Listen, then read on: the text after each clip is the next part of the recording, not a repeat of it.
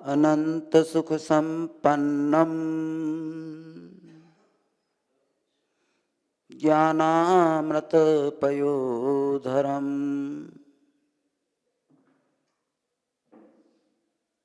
अनंत वीर्य संपन्नम दर्शनम परमात्मनः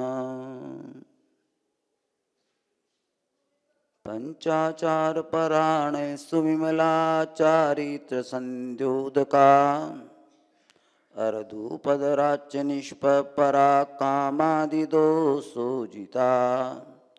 ब्राह्म्यंतर संगमो रहिता शुद्धात्म सम्राधका आचार्या नरदेव पूजित पदा कुर्वन्तु मे मंगलम् कुर्वन्तु ते मंगलम् कुर्वन्तु नो मंगलम्।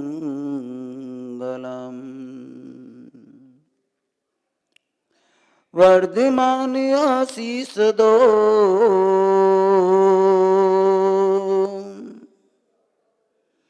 गुरुवर आप महान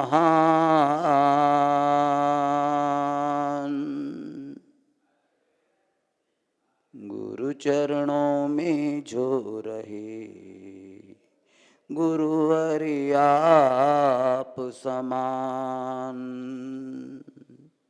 जे बोलो पंच परमेष्टि भगवान की, जे बोलो 24 तीर्थंकर भगवान की, जे बोलो आचार्य वर्धमान सागर जी महाराज की जय।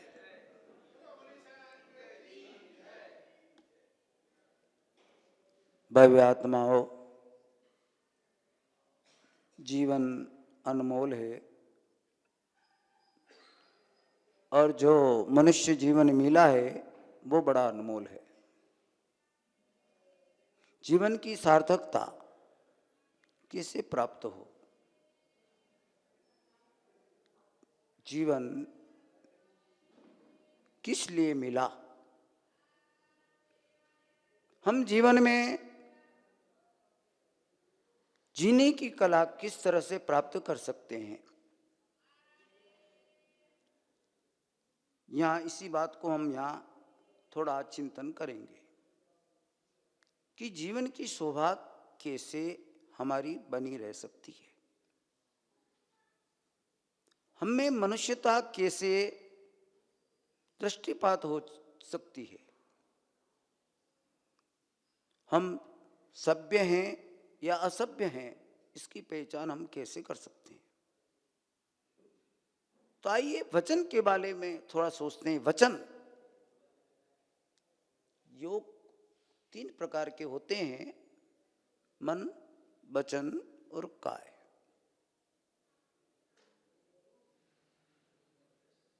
और तीनों योगों से आश्रव बनता है कर्मों का।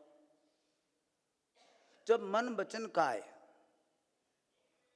किसी भी कार्य के लिए प्रेरित होते हैं, जब मन, वचन, काय की प्रवृत्ति होती है किसी भी कार्य के लिए, तो आश्रव बन जाते हैं।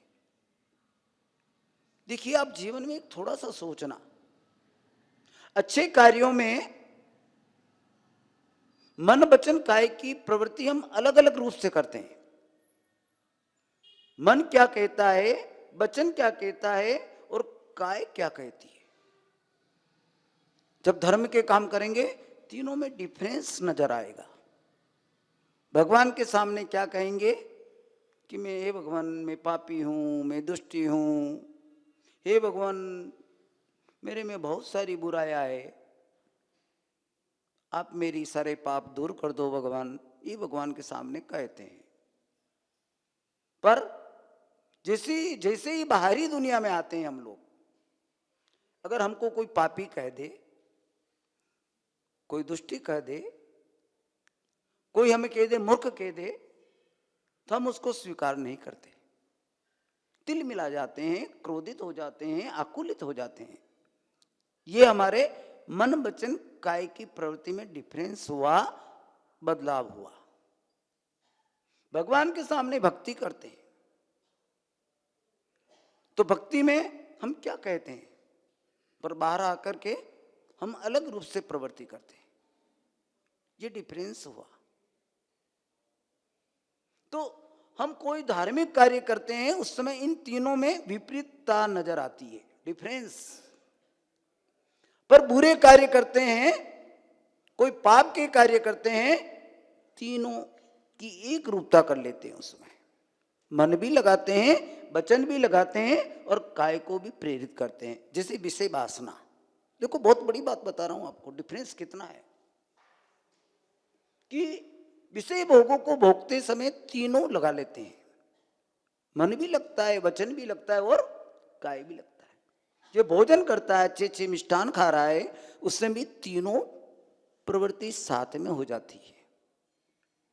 पर देखो हमारा कितना भेद है कि हम धार्मिक कार्यों में तो धर्म को ठगते हैं, मन से कुछ कहते हैं, वचन से कुछ कहते हैं और काया से कुछ कहते हैं। ये डिफरेंस है। इसीलिए वो धर्म हमें सधता नहीं, धर्म उसका फल नहीं देता, धर्म का प्रतिफल नहीं मिलता।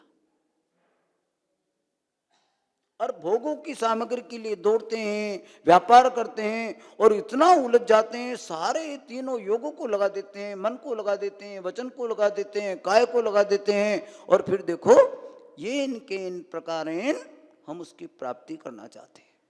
ये डिफरेंस है। जब तक ये दोनों का भेद, डिफरेंस नहीं मिटेगा, हम सुखी नहीं बन सकते, कभी नहीं बन सकते। जो पाप कार्य हम कर रहे हैं उसमें तो हम क्या कर रहे हैं, सारी शक्ति लगा रहे हैं हम। और वो आश्रव कितने बढ़ेंगे सोचो आप, जहां मन वचन काय तीनों मिलकर के कोई प्रवृत्ति कर रहे हैं, उसमें योगाश्रव कितना होगा। और पाप कार्य को करने में राग द्वेष रूप परिणति बनती है, क्रोधादि कसायों की उत्पत्ति होती है, उससे वो कर्म बंद हो जाते हैं। कर्मों से कभी भी छुटकारा नहीं पा सकता ये जीव, कर्मों से कभी छुटकारा नहीं पा सकता। देखिए एक हंस के, पक्षी के जोड़े के बच्चे को जीवेंद्र कुमार ने 16 दिन के लिए अलग कर दिया। कितने दिन के लिए? वो जोड़ा बड़ा तड़पने लगा, दुखी हो गया। जीवेंद्र के उस महल के पास में आसपास मंडराने लगा, तो उनके किसी सेवक ने हंस को मार दिया। देखिए अब क्या हुआ, 16 दिन व्यतीत हो गए। जीवेंद्र की जो मां थी उसने समझाया कि भाई अपन किसी के जो यानी बालक को अलग करते हैं उसको कितना दुख होता है, पुनः छोड़ाओ। तो उसकी मां थी, वो 16 दिन के बाद उस बच्चे को छोड़ करके वहां आ गया। हंसनी खुश हो गई, पर वो कर्म जो था 16 दिन जो उस बच्चे को वियोग कराया, उसका फल क्या मिला? 16 वर्ष तक उसे अपने परिवार से अलग रहना पड़ा। देखिए शमशान में उसका जन्म हुआ। देखिए आप, ये कर्म सिद्धांत है। आप कर्म सिद्धांत को भली भांति समझ लेना, ये लोहे का चना है। कर्मों से डरिए, अच्छे कर्म करने से मत डरिए, पर बुरे कर्म करने से आप हमेशा डरते रहिए, तो आपका जीवन आने वाला सुखमय बन सकता है। हम आप आज का जो विषय लेंगे कि वचन, मैं इस वचन पर बोलना चाहता हूं कि वचन क्या है। सैकड़ों तीर मार दिए जाए पर वचन रूपी तीर का सहना बड़ा कठिन होता है। क्या कहा? कई भावों तक वचन के तीर चुभते रहते हैं। आपने उदाहरण देखेंगे, द्रौपदी जो थी, महाभारत की रचना एक वचन से हुई है। उसने कहा दुर्योधन को, अंधे का पुत्र अंधा, एक शब्द वचन। कौन सा वचन कहा? अंधे का पुत्र अंधा। और वो वचन इतना चुभा उसे, पूरे महाभारत की रचना हो गई। कितने लाखों करोड़ों जीव मारे गए। देखिए वचन, इसीलिए कहा है हमारे आचार्यों ने भगवान कि क्या बोले हम, हमें ये सोचना पड़ेगा कि क्या बोले क्या नहीं बोले। हम तोल कर मोल कर वचन बोले, तोल कर मोल कर, हित मित और प्रिय, तीन बातों का ध्यान रखना पड़ेगा। हितकारी वचन बोले, मित थोड़ा बोले और प्रिय वचन बोले। ये वचन बड़े दुख के कारण हैं, आप सोच लेना। इसीलिए कहा है वह बोलूं जो प्रभु ने बोला, वह बोलूं जो प्रभु ने बोला, दिव्य देशना में वही सुनूं जो सदा सुनाया गौतम गणधर ने, वही करूं जो गुरु ने कीना, वही करूं जो गुरु ने कीना, आत्म अंदर हो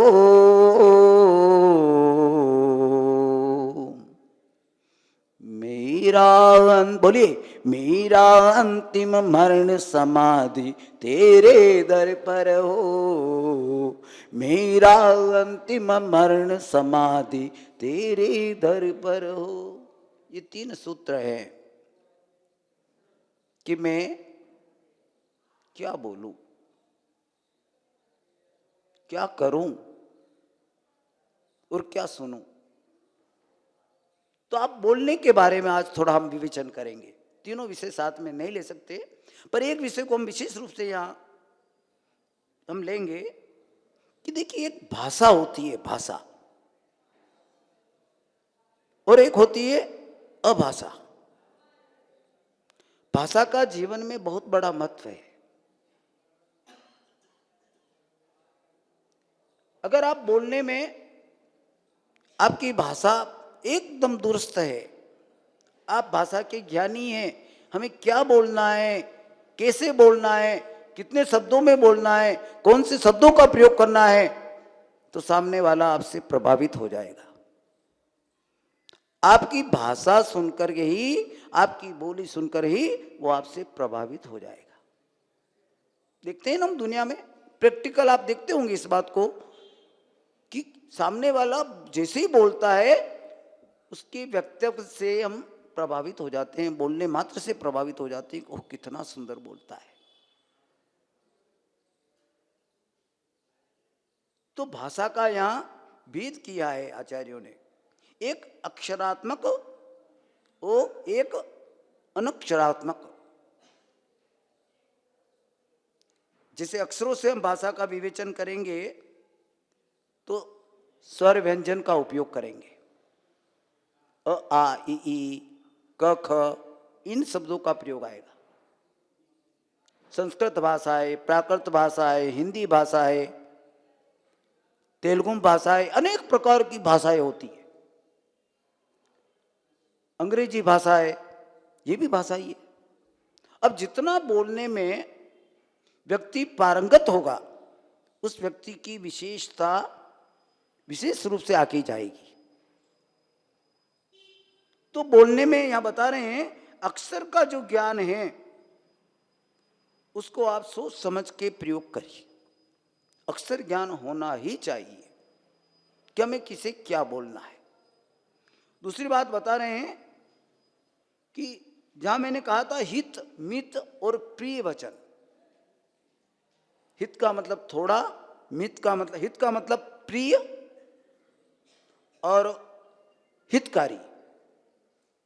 हित का मतलब जो प्रिय हो और हितकारी हो, मित का मतलब थोड़े रूप में हो, और प्रिय का मतलब अच्छा लगता हो। देखो अपन इसका प्रयोग थोड़ा करते हैं अभी। कि इसको आचार्यों ने किस तरह से बांटा है। देखिए आप, स्पर्श 8 तरह के होते हैं। स्पर्श, आज मैं सिद्धांतिक प्रवचन करने वाला हूं, तो स्पर्श 8 तरह के होते हैं। सबसे पहले शब्दों से इसका संपर्क जोड़ते हैं कि शब्द भी सामने वाले के हृदय को छू जाते हैं। क्या करते हैं? छू जाते हैं। किसी को हमने बोला, कड़क शब्द बोला, कड़क शब्द बोला, तो वो सामने वाला प्रभावित हो जाता है, वो उसको अप्रिय लगता है, वो तिल मिला जाता है सामने वाला, कैसे बोल रहा है मेरे को ये, और उसके प्रति गांठ बांध लेता है। एक नरम शब्द बोलता है, कड़ा का विपरीत कौन सा शब्द है? नरम, बिल्कुल ही नरम शब्द। उसको सुनकर के सामने वाला आनंदित हो जाता है, खुश हो जाता है। आप शब्दों का ज्ञान कर लेना बहुत जरूरी है, आवश्यक है। एक होता है ठंडा, एक होता है गरम। स्पर्श के ये दो भेद और भी हैं। एक ठंडे शब्द बोलता है, धीरे से ठंडा बोलेगा। एक बोलेगा गरम, एकदम गरम गरम होकर शब्द बोलेगा, तो सामने वाला दुखी हो जाएगा उसको सुनकर। एक होता है रूखा और चिकना।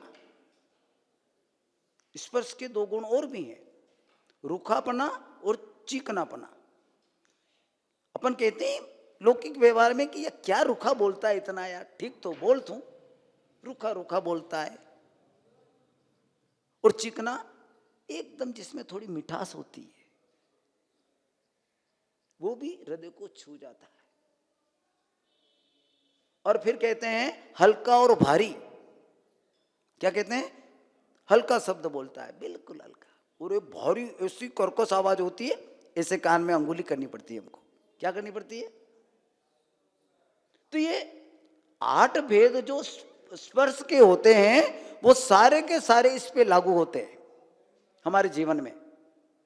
4 भेद तो हमें अच्छे लगते हैं, और स्पर्श के 4 भेद हमें कड़वे लगते हैं। इसका ज्ञान होना ही चाहिए। हम शब्द कैसे बोले? रूखे बोले? नहीं। हम कड़े बोले? नहीं। हम कड़क बोले? नहीं। हम गरम बोले? नहीं। और भारी बोले? नहीं। बहुत बड़े मार्मिक मतलब बात है समझने की आपको, कि जीवन में शब्दों का प्रयोग हम कैसे करें, ये समझ हम में होनी ही चाहिए। पहले मैंने कहा था कि थोड़ा बोले। अधिक बोलने वाला, उसको कोई लोक में पसंद नहीं करता। ज्यादा बोलने वाला, अरे ये तो बेकार है, बोलता जाएगा, इसको बंद, ठहराओ इसको, उसका सुनना भी कोई पसंद नहीं करेंगे। कम बोलो, थोड़ा बोलो, वाणी इतना बोलो कि अपनी निष्फल नहीं हो। क्या कहा? अपन जो बात कहें वो लागू हो, उस बात को वो ग्रहण करे अगला, इतना ही बोलो। बकवास करते जा रहे हो और वो अगला कह रहा, अरे यार ठहर जा यार, नहीं सुनना मुझे तेरी बात। सारे व्यक्ति पाए जाएंगे अपने इस समाज में, सब तरह के लोग होते हैं, और एक दूसरे को समझ लेते हैं ये बकवास करेगा यार, इससे दूर जाओ, चले जाओ भाई, इससे हटो, अभी बकवास करेगा दुनिया भर की, बोलता ही जाएगा, किसी की सुनेगा नहीं। तो बिना पूछे न बोलो, कभी भी ध्यान रखना।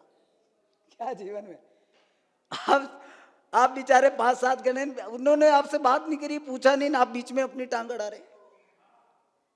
बिना पूछे कभी मत बोलो। क्या कहा? आपसे कोई अगर पूछता है तभी उसको बोलो आप, बाकी बकवास मत करिए आप। फिर कहते हैं मिथ्या भाषण मत करो। व्यर्थ में लेना नहीं देना नहीं, मिथ्या बकवास कर रहे हो आप, दुनिया भर की बुस्किन उसकिन फलानी ठिकड़ीन वो न, क्या है, क्या प्रयोजन है उसका? कोई प्रयोजन नहीं। ध्यान रखिए आप इस बात का। मिथ्या भाषण जीवन में कभी मत करना। फिर कहते हैं विकथा को मत करो, बहुत पाप लगता है, इससे ध्यान रखना। किसी के सामने भोजन की कथा करते जा रहे हो आप, क्या बना साहब, अरे यार क्या कहूं मैं तेरे को यार, और हंसी ठट्टा कर रहे हो, आनंद ले रहे हो, कितना पाप बंद होगा आपको पता है? व्यर्थ में पाप कमा रहे हो भोजन कथा करके। चुटकारी मारते हैं लोग, देखो आप, अरे आज तो वो क्या दाल बनी थी साहब, अरे आज साहब तो क्या मिठाई उन्होंने बनाई थी, क्या बनाया था, गुण गाते हो उसका और फिर आनंद लेते हो उसका।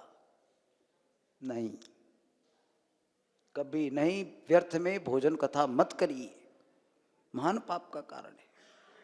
कभी भी स्त्री कथा मत करिए, विषय वासनाओं की कथा को मत करिए जीवन में। ये वचनालाप जो मिथ्या भाषण करते हैं हम स्त्री कथा को करके, हंसी ठट्ठा, किसी की इंसल्ट करते हैं, किसी को क्या करते हैं, देखो आप संसार में देखते हैं हम, ये नो मीठी कसाई होती है, ध्यान रखना। बहुत मार्मिक प्रवचन है आज का, सुनना, ध्यान से सुनने की बात है कि हम जो स्त्री कथा करते हैं और उसको करके हम आनंदित होते हैं, अपनी वासनाओं को बढ़ाते हैं और सामने वाले को भी दुखी करते हैं।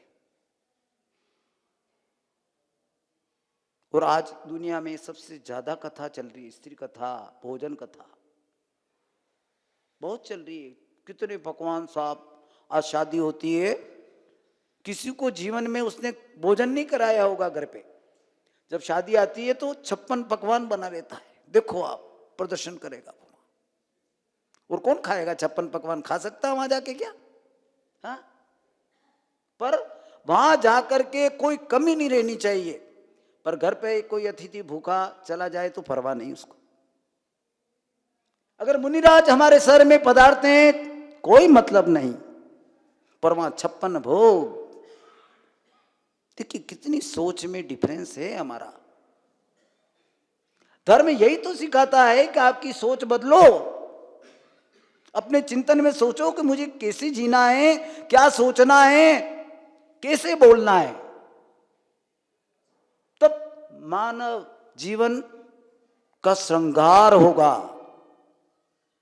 ये जीने की कला तब आप में आएगी, तब तक आप मेरे लिए क्या अच्छा है क्या बुरा है उसमें भेद नहीं करोगे। तो भेद करना ही चाहिए, अधिक ना बोले, बस थोड़े रूप में कोई बात। जितना कम बोलेगा व्यक्ति, उसकी महत्वता होगी, उसको लोग पसंद करेंगे। कम बोलता है बहुत अच्छा, जितना कहेगा सटीक कहेगा, साफ कहेगा, इसकी बात माननी चाहिए। बाकी ज्यादा बोलने वाले की बात कोई नहीं मानता। कम बोलो, ज्यादा बोलने की कोशिश मत करो। वचन भरगना बोलने से भी आश्रम बनता है। वचन से क्या होता है, जब मन वचन काय तीनों मिलकर के कोई क्रिया करते हैं तो क्या होता है, आत्मा के प्रदेशों में परिस्पंदन होता है और आत्मा कर्म को ग्रहण करती है। जितना जितना चिकनापन होगा, राग द्वेष होगा, कसाय उसमें सम्मिलित होगी, उतना ही वो कर्म स्थिति अनुभाग प्रदेश रूप में अधिक रूप से बंधेगा। वचनों को ध्यान रखिए, या तो बोलिए मत, चुपचाप बैठी रहिए। मैं तो कह रहा हूं चुपचाप बैठे रहो आप बोलो ही मत आपका भला होगा। बोलने से अनर्थ होते हैं दुनिया में, कम बोलना चाहिए। फिर कहते हैं कि कटु वचन मत बोलो, सामने वाला दुखी हो जाए, दुखी करना पाप है किसी को भी। ऐसे ऐसे भंड वचन बोल देते हैं, ऐसे ऐसे कटु वचन बोल देते हैं कि सामने वाला बेचारा घायल हो जाता है। और आज प्रत्येक हमारे परिवारों में बस इसी को लेकर के द्वंद्व फंद है, सास बहू से, बहू सास से, बस वचनों की लड़ाई है, किसी की लड़ाई नहीं है। खाने पीने की लड़ाई नहीं, धन के लिए लड़ाई नहीं, किसी के लिए लड़ाई नहीं, पर लड़ाई है तो घरों में किसको लेकर के, वचन को लेकर के। सास बोलती है तो बहू सहन नहीं करती, बहू बोलती है तो उसका जवाब 4 गुना देगी, वो उसका 5 गुना देगी। फिर देखो महाभारत, इकलौती संतान माँ बाप को छोड़ करके उस वचन वार्तालाप से अलग रहने लग जाते हैं। कितने बड़े दुख की बात है।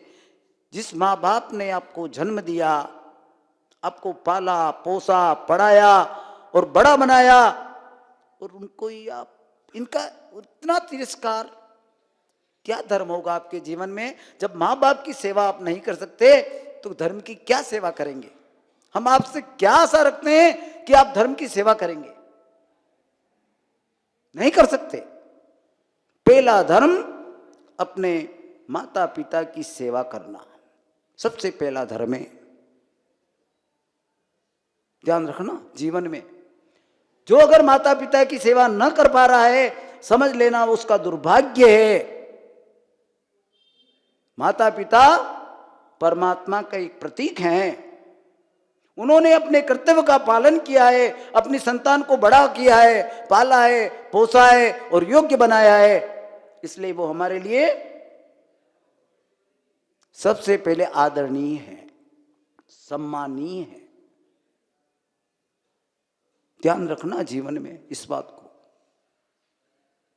यहां और कहना चाह रहे हैं, कसाय से कोई भी वचन नहीं बोले। बहुत सारे आपस में कसाय से वचन बोलते हैं, उसको सुनाते हैं, कसाय से क्लेश से सुनाते हैं, उसके मन में क्या भरा है और वो क्या कहना चाहता है और कसाय से कहता है। ऐसा मत करना, कसाय से भी कर्म बंद होता है। हम बोलते चलते फिरते कर्मों का आश्रम और बंद कर लेते हैं। कितनी बड़ी हमारी अज्ञानता है। इसीलिए हमारा धर्म सबसे पहले ये बात कहता है, आप अपने मन वचन काय की परिणति के बारे में समझ लीजिए। उनको जीवन में कैसे हमें अमल में लाना है, मन से क्या सोचना है, वचन से क्या बोलना है और काय से कैसी प्रवृत्ति कराना है। और कहते हैं कि असत्य वचन नहीं बोले। हम झूठ में आनंदित हो जाते हैं, किसी को धोखा दे देते हैं आनंदित हो जाते हैं, किसी को ठग लेते हैं तो आनंदित हो जाते हैं। देखिए झूठ से क्या नहीं होता। एक सत्य वचन के लिए राजा हरिश्चंद्र ने अपना राज्य वैभव राजपाट सब छोड़ दिया सत्य वचन के लिए। और हम झूठ का प्रतिदिन व्यापार में तो करते ही हैं, पर अमल जीवन में भी, अमुक जीवन में भी अपने झूठ का ही प्रदर्शन करते हैं। कितनी बड़ी बुरी बात है। छोड़ने वाला नहीं है झूठ, ये पाप, झूठे पाप है। अपने जीवन में ध्यान रखना इस बात का। कभी भी जो परिवाद करा दे ऐसे वचन नहीं बोलना। परिवाद का मतलब समझे? कौन बताएगा? परिवाद करा दे, झगड़ा, आपस में मन मुटाव करा दे, ऐसे वचन मत बोलना। किसी का रहस्य प्रकट मत कर देना। क्या मत करना? किसी का रहस्य प्रकट मत कर देना। अगर गुप्त बात किसी की आपने प्रकट कर दी तो पाप के भागी बन जाओगे। आप पूछोगे क्यों बनोगे? क्योंकि वो सामने वाला जीव दुखी हो जाएगा। चाहे उसका बुरा कार्य भी आपने देख लिया, प्रकट नहीं करना, ये गुण है। और हम क्या करते हैं? उसका इतना प्रचार प्रसार करते हैं कि साला सामने वाला गिर जाए। दुनिया की रीत है, देख लेना, आप सब जानते हैं। किसी की छोटी सी बात को बड़ा चढ़ाकर इतना बड़ा बना देते हैं, बेचारा मुंह दिखाने लायक नहीं रहता और वो हमेशा हमेशा के लिए अपने को हीन समझने लग जाता है। कितना बड़ा गेम। कभी भी खोटा लेख मत करना। जीवन में ध्यान रखना, जो अकाउंट आप लेना देना करते हैं उसमें कूट लेख मत करना। 1,000 का 10,000 मत कर देना, 10,000 का 1,00,000 मत कर देना। झूठा नामा जिसे बोलते हैं लौकिक भाषा में, झूठ बोल करके आरोपण करके उसका प्रयोग करना। पेशून्यम अर्थात भंड वचन, गंदे वचन, गंदी भाषा का प्रयोग। बहुत सारे बोलते हैं तो गंदी भाषा में ही बोलते हैं। हम देखते हैं जीवन में बहुत सारे लोग होते हैं ऐसी भाषा बोलते हैं, गंदी भाषा बोलते हैं जिसको हम सुन नहीं सकते, और माता बहन ने सुन ले तो उनको अपना सर नीचा करना पड़े। भंड वचन मत बोलना, क्योंकि ये विषय वासनाओं को बढ़ाने वाले वचन होते हैं। ये सारे जितने भी पाप हैं सारी हमारी विषय वासना, भोग अभिलाषाओं को, संसारिक अभिलाषों को बढ़ाने की एक माध्यम बनती है। किसी की धरोहर मत हड़प लेना। क्या कहा है? सत्य पे सदा बने रहना। अगर किसी, हम दुकान पे गए, उसने भूल से हमें 100 का नोट दिया था, उसने 500 का समझ लिया, 400 रुपये वापस दे दिए। साहब ले आए और घर पे आके खुश हो रहे, देखो आज तो माला माल हो गए। हाँ, 100 का नोट दिया, 400 वापस दे दिया। मेरे जैसा वो दे दिया। मैंने 200 को नोट को एक बार 2,000 समझ लिया और उसको 100 रुपये का सामान लिया, 1,900 वापस दे दिए। देखो मेरा पुण्य था, पर 10 मिनट बाद मुझे पता लगा यार ये तो 200 का नोट है, मैंने 2,000 समझ लिया इसको। इत्तेफाक से मैं पहुंचा कि यार शायद हो सकता है मिल जाए वो वापस, और किस्मत से मिल गया। मैंने कहा भाई 1,800 रुपये तो वापस दे मेरे को। तू जान रहा था 200 रुपया है और 2,000 के 1,800 लेके चला गया तू मेरे से। ये हकीकत घटना, सच्ची घटना बता रहा हूं मैं आपको। क्योंकि मैंने धंधा छोड़ दिया था, बच्चे ने थोड़ी देर के लिए मुझे दुकान पे बैठा दिया, अब मैं तो भूल गया लेन देन करना सब। ये जीवन की सत्य घटना है मेरी। कभी भी जानते हुए किसी को ठगना मत। पर हम खुश होते हैं, किसी को ठग लेते हैं, फिर घर पे देखो आज तो तू बढ़िया पकवान बना साहब। कितनी बड़ी बात है, किसी को ठग करके खुश होना, और आज तो अच्छा बना तो हलवा पूड़ी सब कुछ। हाँ, कैसी बात है, सोचो आप। नहीं, वो आपने नहीं ठगा है उसको, स्वयं आप ठग गए हैं। आने वाला समय होगा आपको भरपाई करना पड़ेगा। कोई कहता है कि वो हमारा इतना लाखों रुपए खा गया, 5 लाख रुपया खा गया साहब। कोई कहता है 1 करोड़ रुपया खा गया मेरा। हमारे यहाँ बैठे हुए हैं बहुत सारे भाई जो विदेश में धंधा करते हैं, और उनसे पूछो कोई 1 करोड़ खा गया, वो कहता है मेरा 2 करोड़ खा गया साहब। वो अगले जन्म का मांगता था आपसे, इसलिए खाया उसने। आपने ठगा होगा उसको, इसलिए खाया उसने। हकीकत कह रहा हूं मैं, जैसी करनी आपने करी है वैसा फल भोगना पड़ेगा। कर्म सिद्धांत का अटूट सिद्धांत है, ध्यान करना आप। जिस हाथ से टाइम होने वाला, जिस हाथ से किसान बीज डालता है, जिस हाथ से किसान बीज डालता है, फसल उसी हाथ को मिलती है, दूसरे हाथ को भी नहीं मिलती। दोनों हाथ में भी डिफरेंस है।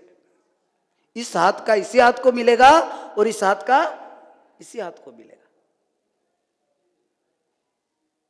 वचन बोल करके ध्यान रखिए कि मैंने अगर किसी को वचन खोटा बोला है, मंड वचन बोला है, कटु वचन बोला है, तीखा बोला है, चाहे कैसा भी बोला है, वो हमारे लिए ठीक नहीं है। इसलिए या तो बोलो मत, या फिर थोड़ा ही बोलो, सोच समझ के बोलो, तोलो मोलो। देखिए, नो एक मीठी कसाय होती है, मीठी कसाय। जिसको हम कसाय नहीं मानते। क्रोध मान माया को तो मानते हैं, पर मीठी कसाय को कसाय नहीं मानते हम। कौन सी मीठी कसाय है? देखो आप, हंसी निकालना। हंसी निकालने को हम लोग क्या मानते हैं? अच्छे मानते हैं। व्यर्थ में हंसी निकालना, संसारिक भोग की सामग्री देखकर हंसी निकालना, विषय वासना भोगों को भोग करके हंसी निकालना, हास्य करना, रति करना, राग करना, अरतिपना करना, अच्छी चीज नहीं है तो उससे द्वेष करते हैं। शोक, भय, जुगुप्सा, स्त्री वेद, पुरुष वेद, नपुंसक वेद, ये मीठी कसाय है। इसको मीठी कसाय बोलते हैं, अकसाय बोलते हैं। ये कसाय दिखती नहीं और सारे लोक व्यवहार में ये घटित होती है। दुनिया इसको अच्छी मानती है, पर ये भी घातक है। अंतरंग के 14 परिग्रह में इनको लिया है। अंदर का जो परिग्रह है अंतरंग का, एक तो मिथ्यात्व लिया, क्रोध मान माया लोभ लिया, और ये 9 हास्यादिक कसाय लिए। ये 14 परिग्रह अपने अंदर के होते हैं, इसलिए इनको अच्छा मत मानना। इसीलिए जो ज्ञानी जन होते हैं व्यर्थ में हंसी नहीं निकालते, किसी से ज्यादा राग नहीं करते। ज्यादा राग भी द्वेष का कारण है। शोक नहीं करते, किसी इष्ट वस्तु का वियोग हो गया तो हो गया, क्या कर सकते हैं हम। शोक में नहीं डूबते, शोक भी महान पाप का कारण है। भयभीत नहीं होते। आज एक चूहे से भाग जाएंगे मैदान छोड़ के, हाँ, चूहा क्या कर लेगा अपना, हाँ क्या कर लेगा बताओ, हाँ, छोटा सा जीव है, क्या कर लेगा। अरे सांप देख करके नहीं भागते, शेर देख करके नहीं भागते, चूहे से भागते। मैंने कहा क्या हुआ है, चूहा तो छोटा सा प्राणी है, हाँ। भयभीत नहीं होना, शोक नहीं करना, ग्लानि नहीं करना। दुनिया में वस्तुएं अच्छी भी होती है और बुरी भी होती है, देख करके ग्लानि मत करिए। वस्तु का जो स्वभाव है वही रहेगा, बदल नहीं सकते आप। इसीलिए मुनिराज होते हैं वो ग्लानि नहीं करते। शरीर कितना पवित्र होता है, कभी इसको ऐसा नहीं कि उसमें सेंट है, पाउडर है, कुछ लगा करके उसको रति पैदा करे, क्योंकि जानते हैं शरीर का स्वभाव प्रकट होना चाहिए ताकि उसके प्रति हमारा राग भाव नहीं हो। अगर शरीर अपना स्वभाव नहीं बताएगा तो इससे राग भाव रहेगा। स्वभाव बताना चाहिए, वस्तु का स्वभाव प्रकट होना चाहिए। फिर कहते हैं स्त्री वेद, पुरुष वेद, नपुंसक वेद। देखिए कितना खतरनाक है तीनों वेद, और इसी में सारा संसारी प्राणी बस ये संसार बसा है इन वेद के कारण से। पुरुष को देखकर स्त्री का भाव, स्त्री को देखकर पुरुष का भाव, नपुंसक, ये आपस में अनादिकालीन व्यवस्था चल रही है संसार की।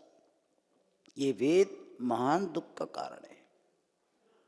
इसीलिए साधु संत वेद को छोड़ते हैं, स्त्री से राग को छोड़ते हैं सबसे पहले, और तभी अपना कल्याण कर पाते हैं। इसलिए इनमें इतनी लंपटता मत रखना।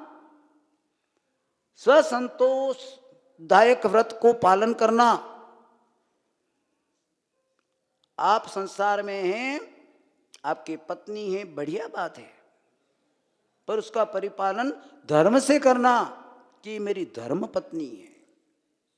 बस इसके अलावा कोई दुनिया में मेरी पत्नी नहीं हो सकती। सभी मेरी या तो माता है या बहनें हैं या बेटी है। इसे भाव रखना जीवन में कभी भी।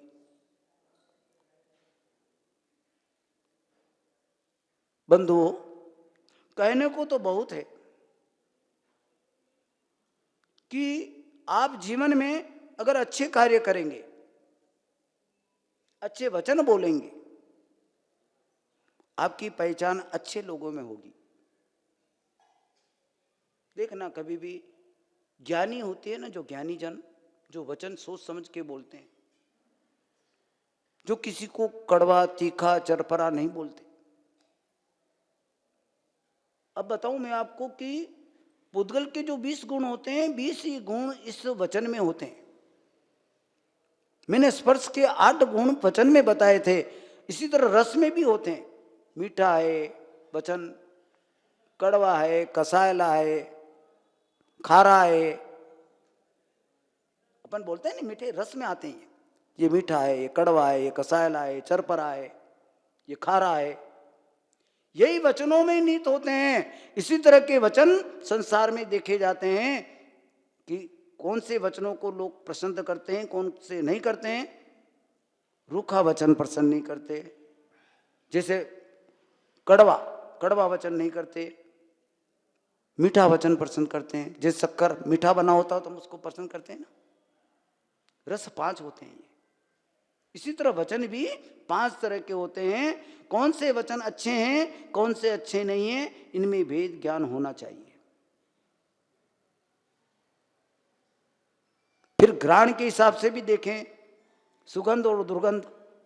वचनों में भी सुगंधी और दुर्गंधी होती है। देखना आप, कोई वचन तो बोलने से पूरे घर में वातावरण सुगंधमय बन जाता है, और किसी वचन बोलने से दुर्गंध हो जाती है। बंड वचन, गंदे वचन, क्या क्या बातें होती है, सारा घर का माहौल दुर्गंधित बन जाता है। फिर कहते हैं वर्ण, काला, पीला, नीला, हरा, सफेद, वचनों का भी इसी तरह प्रभाव जमता है। कृष्ण वचन, काले वचन। भाई साहब मोबाइल थोड़ा आप साइलेंट कर लीजिए, आप या आप उधर चले जाइए, डिस्टर्ब हो जाता है, हमारा बोलना सारा बिगड़ जाता है।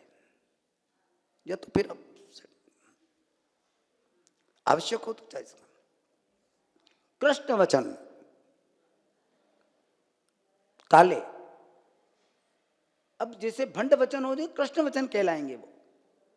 कृष्ण वचन है, नीले हैं, 3 लेशाएं अशुभ होती है और 3 शुभ होती है। तो कृष्ण लेशाएं, कृष्ण, नील, कपोत, 3 तरह के वचन अशुभ होते हैं। पीत, पद्म और शुक्ल वचन अच्छे होते हैं।